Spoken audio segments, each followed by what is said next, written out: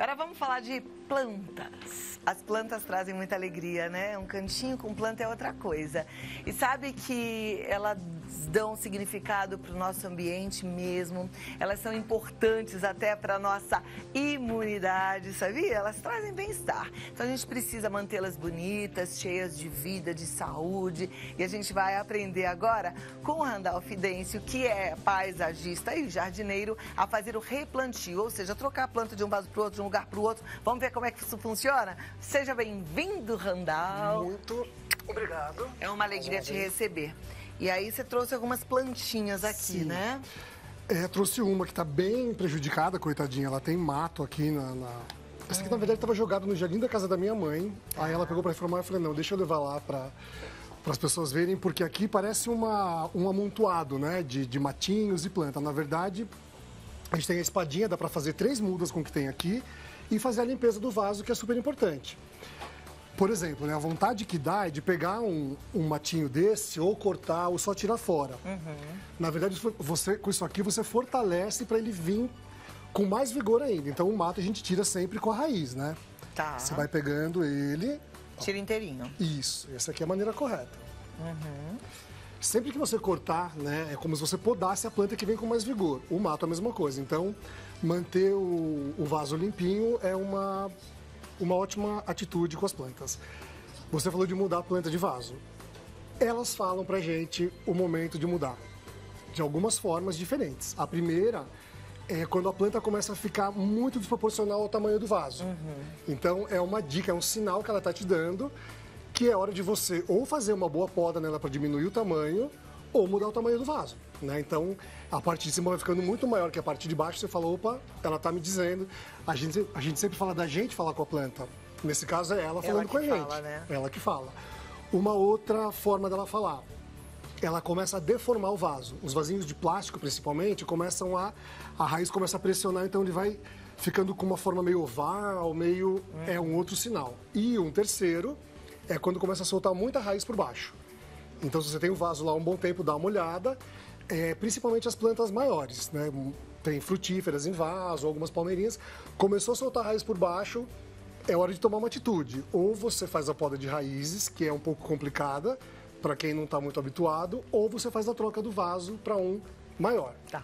Lembrando que sempre que o recipiente for maior, né, o vaso for maior, a planta vai se desenvolver mais. Então, vale para tudo, né, para o vasinho micro e para o vasão grande.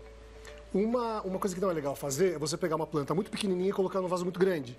Esteticamente não é bom e é como se a planta ficasse perdida ali no meio de tanta terra. Então, sempre respeitando a proporção, Tá. certo? Aí, eu trouxe também essa daqui pra gente reformar, mas trouxe essa, que é uma calanchoe, que talvez seja uma das plantas mais dadas de presente hoje em dia. Porque além de ser super bonitinha quando ela tá assim, né, ó, com flor, é super baratinho para comprar, vende em um monte de lugar, supermercado, banca.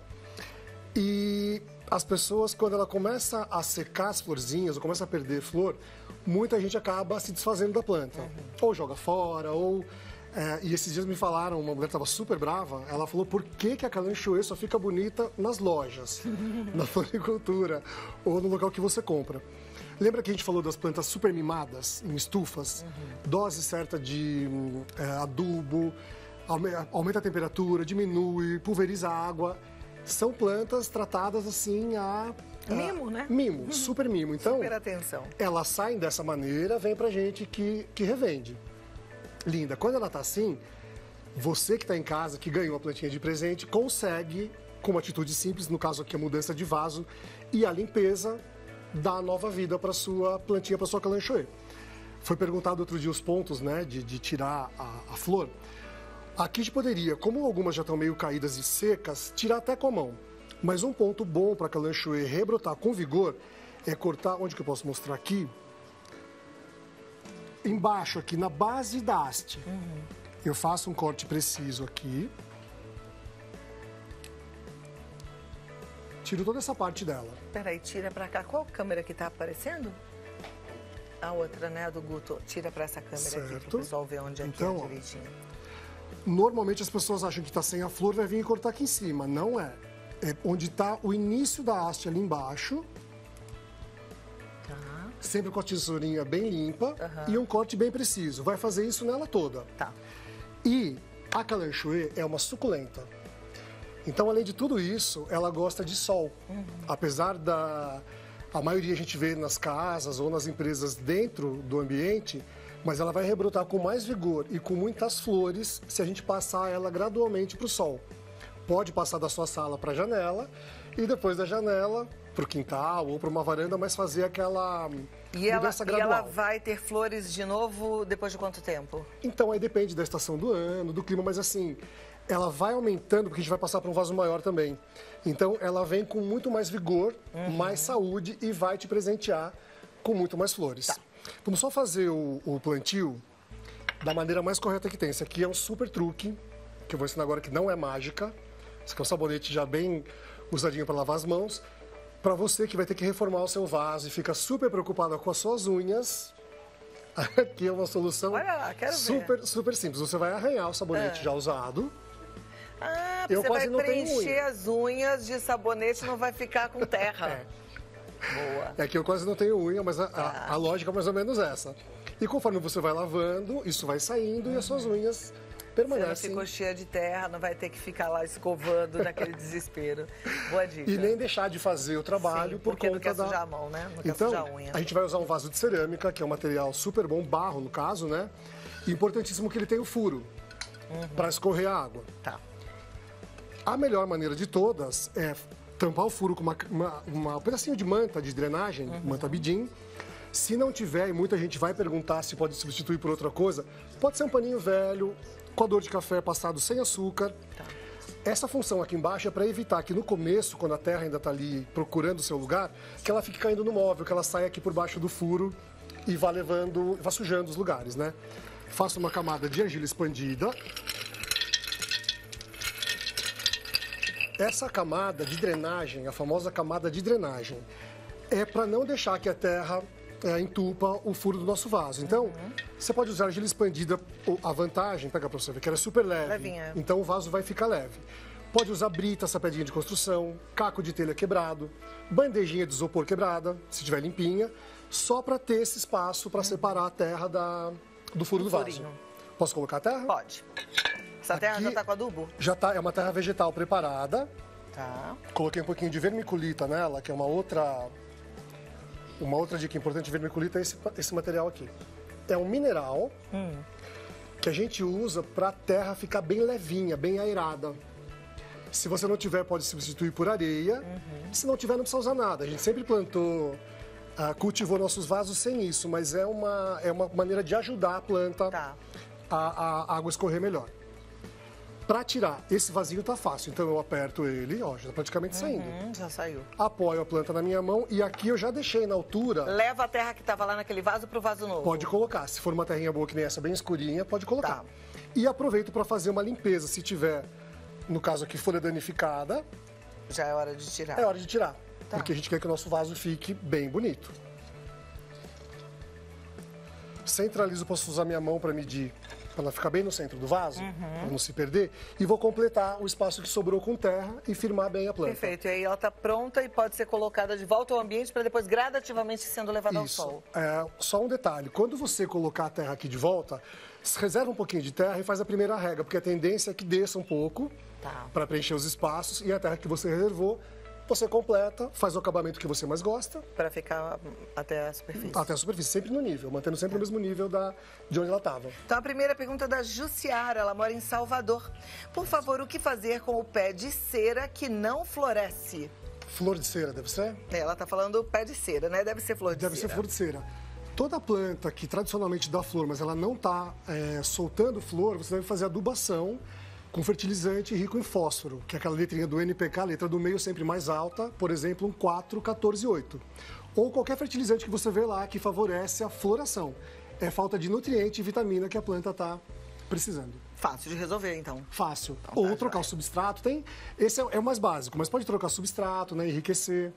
Como posso podar uma jabuticabeira e uma pitangueira de vaso? É a Cláudia Cavoli, de Ribeirão Preto, que quer saber. A poda mais importante para essas plantas no vaso é a de limpeza. Então a gente vai tirar os galinhos finos, que a gente chama de galho ladrão. Você, olhando para ela, você vê que são galhos que não vão dar frutos e eles tiram a energia da planta. Energia, seiva, tudo que ela usa para produzir. Então, a gente começa, pega um banquinho, senta na altura aqui da base do vaso e começa de baixo para cima, tirando os galhos do meio, mais finos, sempre cortando bem rente ao tronco, o mais rente possível. Tá joia? Com a sua tesoura bem limpa, desculpe. Tá. Não, com a tesoura bem limpinha, cortando bem rente. Tá bom. Sempre. Próxima pergunta. Boa tarde, tenho 2 laranjeiras e nas folhas estão cheias de uns pontinhos pretos. O que fazer? Essa precisa de defensivo. A laranjeira, todos os cítricos, na verdade, eles têm essa tendência forte de dar... Isso é uma praga, né? Tem que ser combatida. Se a infestação for muito grande, você pode cortar a parte mais infestada e começar uma defesa com óleo mineral, por exemplo, um óleo de nim, que é bastante comercializado. Nim é uma árvore indiana e dela se extrai um óleo que faz muita coisa boa. Uma delas é essa proteção para as plantas. Então, pode tirar a parte mais infestada e começar com defensivo.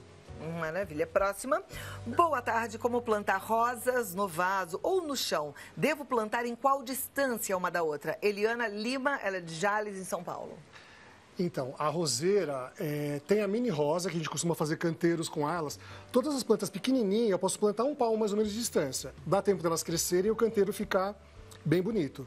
Se for roseira, mesmo pelo menos uns 50 centímetros, para elas conseguirem também se desenvolver. Tanto em vaso quanto no solo, os cuidados são o mesmo. O mais importante para a planta é a qualidade da terra. Então, uma terra com bastante nutriente vai garantir uma vida mais saudável para a planta. E uma terra pobrezinha não vai garantir. Então, independente de ser vaso ou de ser solo, capriche na escolha da terra ou do substrato que você vai usar. É isso que garante saúde para a planta. Tá joia. Próxima pergunta. Boa tarde, adoro o programa. Gostaria de saber por que as minhas rosas, as folhas estão com manchas pretas e o tronco com manchas brancas. Ela mora no Ceará. Olha, eu sempre gosto de dizer, sem ver a planta é difícil falar. Mas pode ser excesso de água, excesso de umidade. Essa mancha preta costuma ser um fungo na folha da roseira. A roseira gosta de pouca água, na verdade. Então, é uma planta mais rústica, é rústica mesmo, é a palavra para ela. Então, diminui a rega, faz a retirada dessas folhas e também vai ter que entrar com um defensivo.